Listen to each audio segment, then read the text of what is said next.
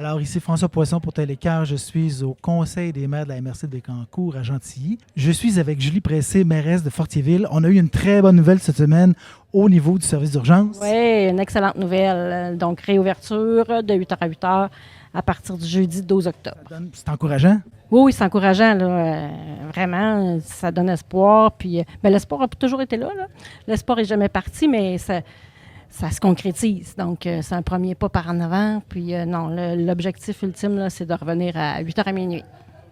Et ça, est-ce que c'est quelque chose qui serait passé indépendamment du travail du comité ou c'est vraiment redevable là, de ce que les gens ont fait pour... J'espère qu'il y a une petite partie qui est redevable du comité quand même. Je pense que de s'être assis ensemble, de s'être mobilisé, d'avoir été proactif tout le monde ensemble, selon moi, ça a eu un impact quand même. Là. Je suis convaincue que si on ne l'avait pas fait, on n'aurait pas le même résultat.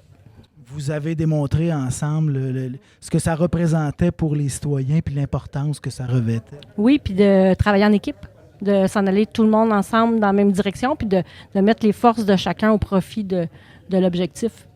J'imagine que comme c'est une réouverture partielle, 7 jours sur 7, mais à des heures limitées, que le travail continue pour le comité. Le travail va continuer pour le comité jusqu'à ce qu'on soit ouvert jusqu'à minuit, mais il va continuer aussi après parce qu'on était très clair là, quand on a reparlé pour le comité. Au départ, c'était vraiment dans l'action, là, vite, c'était pour recrutement, mais on a vite changé le nom du comité pour comité de recrutement et de rétention du personnel de santé de Fortierville. Donc, le but, c'est aussi du long terme. Fait que le comité va toujours avoir sa place pour travailler pour plusieurs années. Parce qu'il y a beaucoup d'enjeux à ce niveau-là. La décision gouvernementale, c'était parce que, il y avait supposément pas assez de gens qui se présentaient, en tout cas.